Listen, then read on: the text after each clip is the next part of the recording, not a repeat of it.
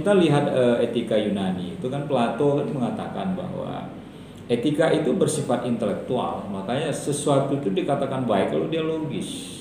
Kita melakukan sebuah kebaikan, siapa yang mengatakan bahwa kebaikan itu tidak logis, gitu kan?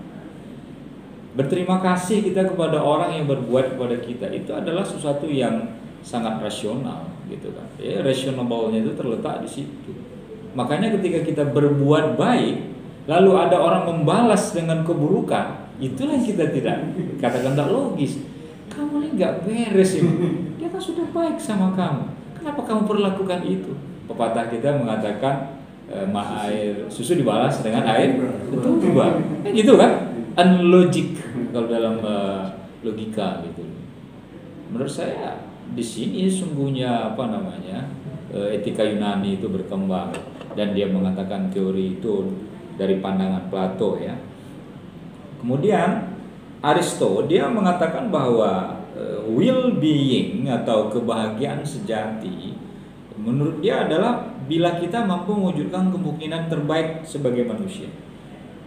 Ya, jadi kalau kita melakukan yang terbaik itu, kita melakukan upaya-upaya perbaikan dalam hidup kita. Ya. Coba kalau kita benda rusak, lalu kita perbaiki dia menjadi benar, itu kan yang rusak jadi benar itu kan suatu yang bagus kan. Tapi ketika tatanan yang bagus dirusak oleh sebuah tatanan yang buruk, itu kan kehancuran kan namanya kan.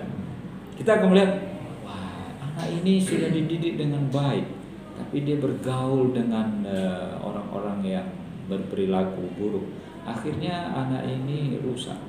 Menurut Aristo itu sebenarnya bukan persoalan rasional atau tidaknya, tetapi orang itu dia sebagai manusia tidak mampu mewujudkan dirinya. Karena kalau orang mewujudkan dirinya menjadi yang terbaik itu dari awal dia menjadi baik, selamanya untuk menjadi baik gitu. Jadi tidak ada kita mendengar istilah mantan orang baik gitu kan. Tidak ada istilahnya mantan. Kalau mantan penjahat ada, tapi kalau mantan haji itu menurut saya nggak ada. Misalnya kalau orang jahat dia lalu bisa menjadi baik, bangunannya jadi baik mas, walaupun awalnya rusak. Ya. Sebaliknya kalau sudah menjadi tatanan yang baik lalu menjadi rusak, nah itulah yang tidak sesuai dengan well-being kalau menurut istilahnya Aristo ya. Nah coba kita lihat Islam. Saya ngambil 2 contoh itu. Kalau dalam Islam, jadi dia mencakup moralitas ya, filosofis, teologis, eskatologis ini yang nggak dimiliki. Kalian baik-baiklah sekarang. Kenapa? Supaya kalian nanti bisa masuk surga. Kan gitu kan? Jangan lo nyuri kita, nanti kita tangan kita dipotong loh di neraka. Itu sangat eskatologis sekali itu. Kalau kita bicara kepada orang yang rasional, mereka nggak percaya. Surga apa? Neraka apa? Apa bukti empiriknya neraka itu ada? Apa bukti empiriknya surga itu ada? Mereka nggak percaya. Jadi kalau Islam misalnya memakai tatanan etika itu bukan hanya moralitas filosofi, maksudnya tindakan moral yang dirasionalkan, nggak cukup dengan itu, ya. Tetapi dia juga memiliki aspek teologisnya. Ada unsur-unsur keyakinan kepada Tuhan. Ya, kalau misalnya kita melakukan sesuatu itu kan kita berpikir Tuhan kan melihat, oke orang lain nggak melihat. Tapi kan Tuhan itu kan melihat, gitu kan. Ya orang yang koruptor itu kan mungkin begitu kan. Yang dia takutkan itu bukan Tuhan. Yang ditakut siapa? KPK kan, polisi ya kan. Supaya dia nggak OTT gitu loh, operasi tangkap tangan. Kan itu yang sering terjadi itu kan. Duit 1 tas gitu kan. Lalu tertangkap ketika di lift atau di mana gitu kan. Jadi terlihat sekali itu bahwa orang itu ternyata memang nggak memiliki unsur teologis. Unsur teologis gini, oke, manusia nggak lihat saya ambil uang ini, tapi ada yang menyaksikan perbuatan saya ini. Mungkin kalau orang semua seperti itu, dunia ini aman, ya enggak? Karena orang merasa diawasi oleh Tuhan. Kalau Michel Foucault itu ada teori dia, panoptikon itu, bahwa jaring-jaring kekuasaan itu memang dari atas yang mengawasi. Jadi kalau jaring kalau pimpinannya melakukan sebuah kebaikan lalu bawahnya tidak akan bisa ikut itu, karena atasnya gitu. Saya sering katakan dia, kalau bersihkan rumah tuh kalian mau membersihkan rumah secara total, kalian membersihkan rumah tuh ngepel dulu atau membersihkan yang di atas dulu?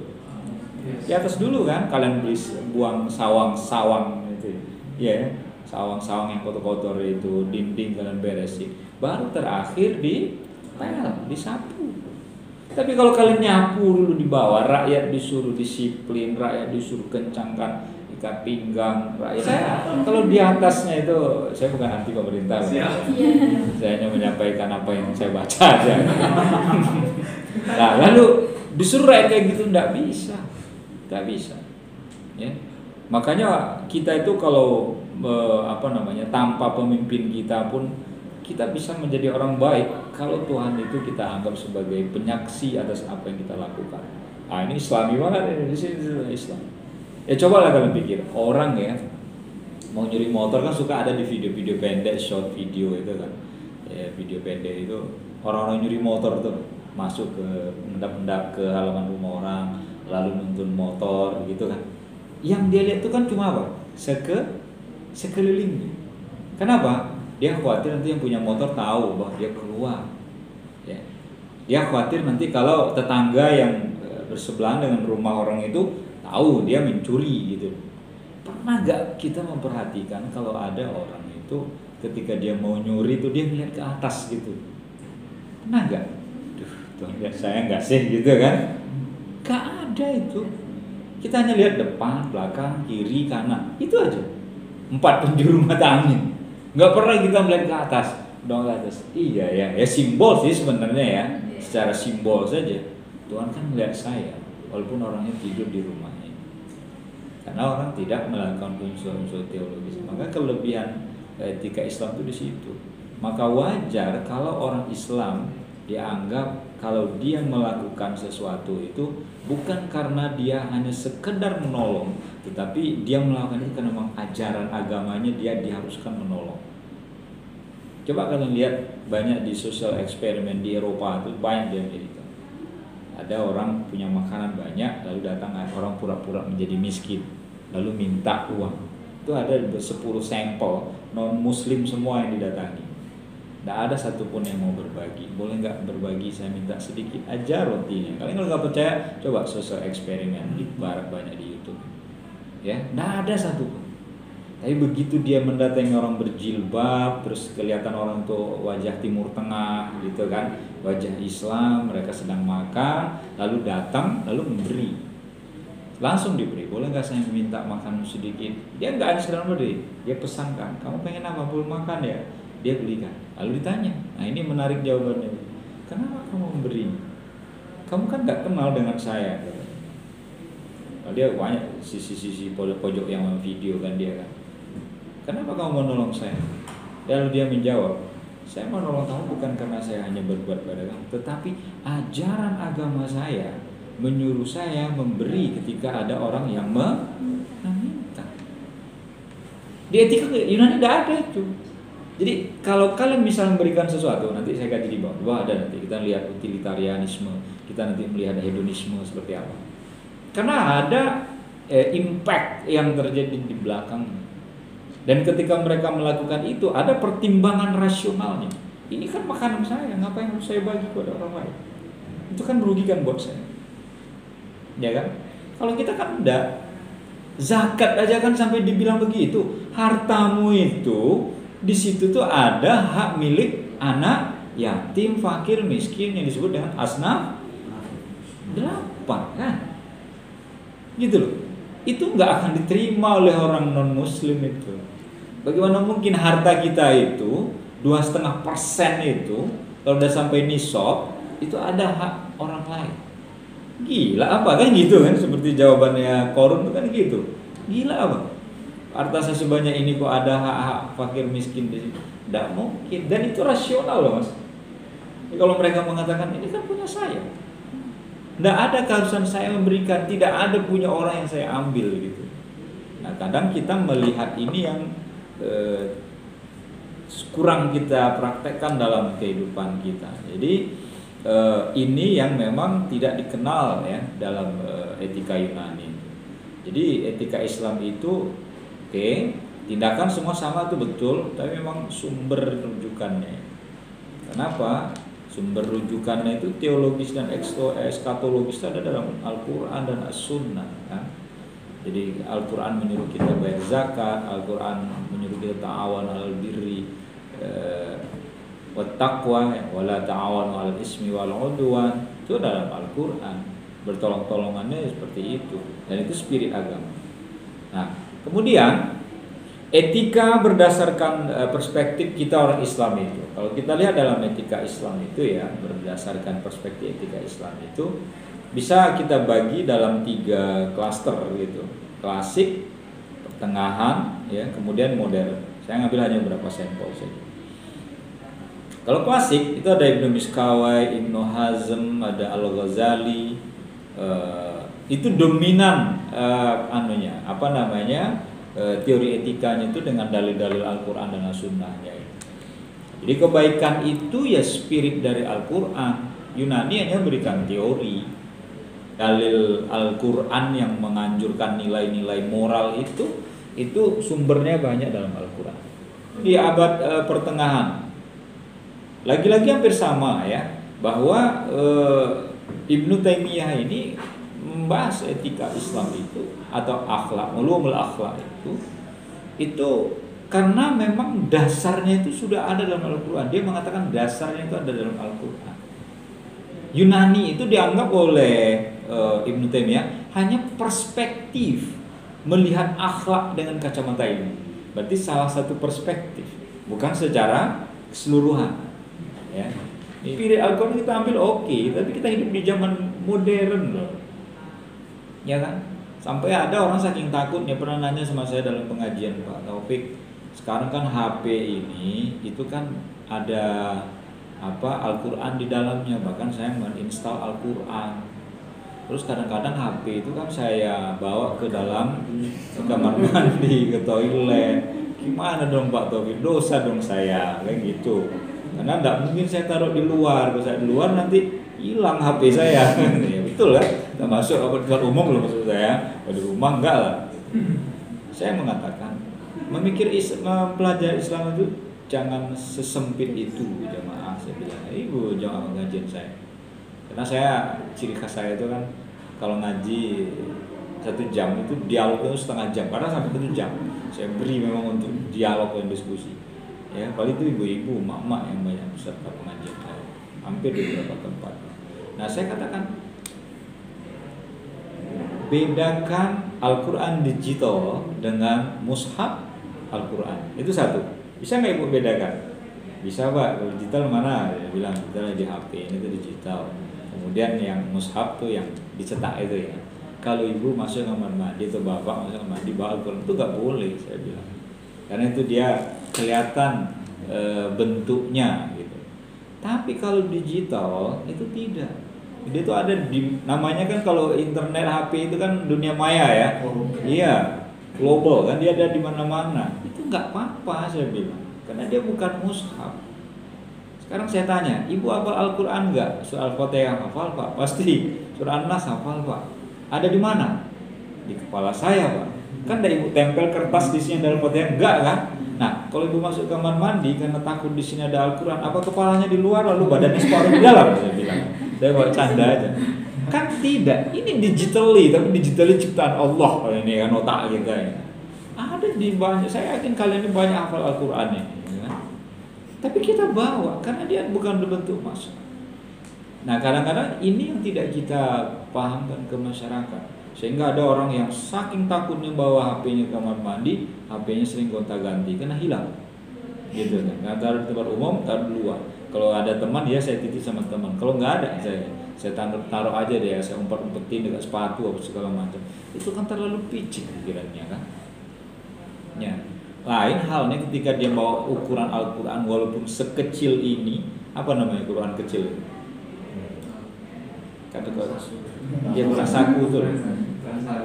Ya, ada namanya kan. Nah, kemudian yang terakhir itu Fazlur Rahman. Ini dia melakukan terobosan baru bahwa hermeneutik Al-Quran ya, Rahman terkenal. mengkaji Al-Quran tidak hanya cukup dengan tafsirnya saja gitu kan, sebagai sumber moral itu. Ada pendekatan baru supaya apa yang dimaksud oleh Al-Quran itu sesuai dengan konteks kekinian. Bukan ya, artinya akhlak itu disesuaikan, tidak. Bagaimana Al-Quran membaca. Jadi kan perbuatan manusia kan berubah ya, perilaku orang. Contoh dulu begini loh. Orang tua dulu misalnya ibu saya, bapak saya bilang kalau laki-laki bertemu laki-laki di tempat yang umum lah ya, walaupun tidak ramai, orang itu tidak mau. Wah, itu bisa cerita orang sekampung katanya. Kalau sekarang kan biasa kan, kalian di kampus duduk di depan itu misalnya, terus laki dan perempuan kan nggak apa-apa. Jangan, bukan mahram, kecuali kalian pegang-pegangan gitu kan. Udah beda zamannya kan. Kalau dulu kayak gini mana boleh satu majelis gini ada perempuan kan? Bahkan di zaman Rasulullah kalau perempuan keluar dia harus ditemani oleh mahramnya, sehingga dia ke masjid itu tidak wajib sholat ke masjid sampai begitunya kan. Apa sekarang masih begitu? Sudah berubah kan sekarang itu. Bahkan sudah berubah. Nah, Al-Quran itu disuruh untuk menyesuaikan, bukan. Kita ambil spirit Al-Quran, mahram dalam pengertian bahwa kenapa Rasulullah menganjurkan gitu, itu adalah protection, proteksi, ketidakamanan, ketidaknyamanan perempuan keluar sendirian. Padahal orang dulu perempuan tuh di Arab tuh berjubah. Saya nggak bayangkan kalau yang datang ke sana tuh kayak orang di Pattaya itu ya, di pantai Pattaya di Bangkok itu mungkin oke lah, orang berjubah. Kenapa? Karena sering terjadi pelecehan seksual. Nah kalau sekarang enggak kan, orang berpakaian itu udah biasa kita lah melihat gitu kan. Orang pakai gadis tapi pakai baju adeknya tuh kan banyak kan kayak gitu. Dipaksa-paksa makainya gitu. Ya. Jadi kalau menurut Fazlur Rahman, kita lihat cara bacanya itu. Nah, dia menggunakan hermeneutik supaya apa yang dimaui oleh Al-Quran itu tentang moral, tentang etika bisa tercover oleh kita di zaman sekarang ini. Oke, kita lanjutkan. Nah, kemudian aliran etika yang berkembang di Barat. Kalau kita melihat Islam sekarang, kita lihat di Barat. Ada paling tidak 3 ya aliran yang dominan terkait dengan etika di Barat itu. Jadi yang pertama tuh hedonisme, yang kedua pragmatisme, lalu yang ketiga adalah utilitarianisme. Masih ada yang lain, tetapi secara garis besar yang ini. Nah, hedonisme ini beranggapan bahwa kodrat manusia adalah mencari kenikmatan. Makanya sekarang kan ada istilah anak-anak hedon, kan gitu kan? Ya, mahasiswa hedon, kan gitu. Dia memang mencari kenikmatan. Bahkan untuk melakukan kenikmatan itu dia lakukan dengan cara yang salah. Saya kan sudah sampaikan di sini kan ada selegram dari Makassar yang kerja di apotek itu kan, dia hanya untuk menunjukkan jati dirinya supaya dia kelihatan kaya, dia ternyata setiap hari mengambil 200 sampai 300 ribu uang dari apotek itu, lalu dia kumpulkan, lalu dia beli mobil, lalu dia pakai iPhone 15 misalnya kan, hanya untuk gagah-gagahan. Kenapa? Karena kalau hidup hanya untuk mencari kenikmatan itu sudah salah orientasi. Ya. Jadi kenapa kamu hidup dunia? Ya pokoknya saya mencari kenikmatan. Kenikmatan itu di belakangnya apa biasanya? Bukan, di belakang kenikmatan itu apa biasanya? Nafsu kan? Memuaskan semua itu kan nafsu kan? Pasti itu. Kalau orang-orang sudah mencoba, gampang aja kok. Kalau orang yang biasa hidup susah, dia makan apa aja oke kan. Tapi kalau ada orang yang biasa hidup enak, lalu dia nggak bisa mendapatkan makanan enak, sementara dia pengen makan enak, apa yang dilakukan? Mencuri kan? Merampok kan? Dia pengen punya motor, nggak punya motor dulu, dia pernah punya motor, dia dulu pernah punya mobil, jalan pintas merampok, sekarang dia nggak sanggup untuk membeli atau mencuri. Ya, itu sisi negatifnya hedon ya. Makanya banyak kalau kalian nanti punya anak ya, nanti akhirnya kalau kalian punya adik, itu yang orientasinya saya pokoknya kuliah enak-enak aja. Itu kalau udah gitu dia udah susah ya. Dia cari baju pakaian yang harus yang branded misalnya ya. Kalau enggak mau, udah susah lah. Ya. Kenapa? Karena dia mencari kepuasan, kebanggaan ketika dia memakai sesuatu yang mahal. Coba kan kalian sering baca berita selebriti kan, dia ngakunya beli jam tangan Rolex padahal cuma beli di Tanah Abang. Dia beli tas apa tuh yang mahal itu, yang misalnya yang dipakai oleh selebriti itu. Hermes. Ya, Hermes misalnya. Hermes itu nama dewa loh ya, dewa Hermes itu. Ya, mahal kan? Lalu pakai yang KW gitu kan? Itu kan kenapa? Karena dia sebenarnya ingin menunjukkan bahwa saya ini selebriti. Saya itu orang kaya. Sehingga nafsu untuk mempertahankan dirinya juga dipuja-dipuji oleh orang, dia melakukan dengan segala cara. Dan ketahuan ketika berlian yang dia pakai, tas yang dia pakai ternyata KW. Coba kalau orang hidup semeleh ya, kayak orang, udahlah saya menikmati apa yang ada, saya tidak perlu membangga-banggakan diri saya nggak perlu menunjukkan diri saya kaya. Itu justru kita lebih bersahaja hidup kita. Makanya kalau dalam kehidupan kita sehari-hari, kalau ada orang ngomongnya besar, dan kalau ada orang yang senangnya memuji, kalau ada orang di belakang atau di orang lain dia ngomong menjelek-jelekkan, itu jauhilah orang-orang yang seperti itu. Anda pernah mendengar cerita dari kawan Anda, kamu dijelek-jelekkan oleh si Anu loh kemarin tentang kamu, orang itu, nah, udah jangan berteman lagi, jangan akrab lagi dengan orang kayak gitu. Dan hati-hati juga kalau ada orang yang muji-muji kalian, ketika dia muji-muji teman-teman, oh kamu hari ini bagus banget, kamu kok cantik, kamu kok ganteng hari ini, gitu kan? Pasti ada maunya itu, modus biasanya. Iya. Iya, pasti ada maunya kayak gitu itu kan. Jadi kita bisa tahu itu, karena dia nggak tulus gitu loh. Nah itu hedon ya, Epikuros itu tokohnya. Kemudian pragmatisme. Nah ini John Dewey ya. John Dewey mengatakan bahwa tujuan dari suatu tindakan adalah kegunaannya secara praktis. Ya. Jadi orang yang kampanye kemarin itu sangat pragmatis itu, ya kan?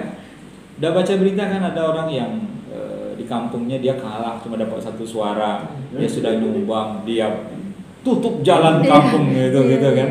Kan sudah banyak kejadian yang muncul sekarang gitu kan? Iya. Padahal kalau orang itu normal itu kan pikirnya gini, dari calon A diterima, calon B terima, calon C kan pragmatis semua kan? Nanti kamu milih siapa? Ya suka-suka kan begitu kan? Akhirnya yang terjadi kan? Dia pragmatis saja. Yang penting saya dapat duit. Itu yang dipikirkan. Makanya kalau politik Indonesia kalau masih ada money politik sampai kapan susah politik. Saya nggak bisa saya mengatakan misalnya, oh si ini curang, iya memang curang, semuanya curang kok. Ya kan? Siapa yang nggak bagi-bagi uang kemarin saat dia kampanye itu? Nggak ada kan? Tapi kalau misalnya orang itu diambil karena track recordnya bagus, karena memang ide-idenya bagus, itu kalau terpilih orang-orang yang seperti itu, itulah negara yang bisa maju itu ya seperti itu. Kalian coba baca di jurnal online ya atau berita online, ada nama seorang mantan presiden di Paraguay namanya Jose Mujica. Ketika dia pensiun menjadi presiden di Paraguay itu, dia tidak mau menerima uang pensiunnya dan dia kembali ke kampungnya dan hanya tinggal bersama istri dan seekor anjing. Dan dia hidup layaknya orang miskin. Dikawal dia juga nggak, kalau presiden itu kan kalau pensiun kan dikawal kan, dia dikawal, ya iya, nggak mau dia. Itu baru presiden itu menurut saya. Oh di Islam aja saya belum menemukan gitu, ya. Yang misalnya kita membayangkan Umar bin Khattab yang keliling malam-malam. Umar Khattab kan datang kan keliling malam-malam kan, dia nggak bawa wartawan kan. Sendiri kan dia kan. Sekarang ada orang belusuan, tapi wartawan kan dibawa semua gitu loh. Gimana coba? Coba kalau dia datang sendiri. Saya nggak mengatakan bahwa cuma Umar nggak ada wartawan loh ya. Tapi kan para sahabat itu tidak menceritakan itu bahwa Umar tuh ngajak, ayo kan temani saya. Enggak, dia sendiri. Padahal jiwanya terancam. Akhirnya dia juga mati terbunuh kan. Sahabat Nabi itu kan seperti itu. Tapi ya inilah yang terjadi bahwa orang tuh melihat aspek praktisnya. Dalam beribadah pun begitu. Coba sekarang saya tanyakan, kalian kalau ada saudara kalian meninggal atau teman zaman dulu sebelum ada HP, yang kita lakukan apa? Kita datang kan takziah kan? Sekarang gimana? Cukup lewat apa? WhatsApp aja kan, ikut berduka cita penuh itu kalau ada grup sekolah SMA, SMP kalian, pondok ya kan. Saya yakin 100 misalnya anggota grup itu 10 orang belum tentu datang ke rumah. Coba kita pikirkan. Karena kita mengambil pragmatisnya saja. Padahal kalau orang itu kita datang ke rumah itu beda loh hanya dengan mengucapkan. Lebaran, tangga sebelah. Pak RT, mohon maaf lahir dan batin. Padahal ada Pak RT sebelah. Apa susahnya datang ke luar rumah? Bapak kawan saya pengajian saya sampaikan gitu. Iya Pak Taufik betul. Ngapain ada? Mohon maaf Pak RT nggak sempat, saya pulang kampung dulu, nggak sempat sowan Lebaran. Padahal cuma berapa rumah dari rumah dia. Karena HP, sikap kita sangat pragmatis, ya kan?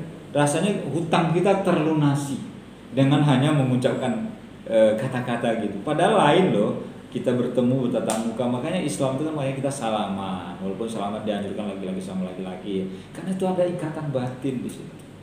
Dan salaman Islam itu kan bagus banget kan, ketika secara fisik kita tuh jabatan tangan, lalu kita taruh di dada kita, hati kita pun plong gitu. Fisik kita sudah nggak ada kalau misalnya kita pernah menyakiti kawan kita itu atau saudara kita atau apa. Tapi secara batin kita sudah nggak ada lagi gitu loh. Kan kalau kita kayak gitu kan bagus itu. Salamannya orang Islam itu kan seperti itu. Kalau kalian salaman, dan itu betul, itu etikanya begitu. Hati juga. Jangan sampai salaman, ya utang 5 atau 1.000 Mbak. Ya, begitu kan? Jadi dalam hati. Makanya nggak taruh dalam hati, pura-pura lali gitu kan, pura-pura lupa. Itu kadang-kadang yang kita lupakan itu. Nah, lalu yang berikutnya itu adalah utilitarianisme. Ya, ini tadi udah disinggung John Stuart Mill ya, menekankan prinsip kemanfaatan dan kegunaan. Ya, kita kadang sering ini terjadi.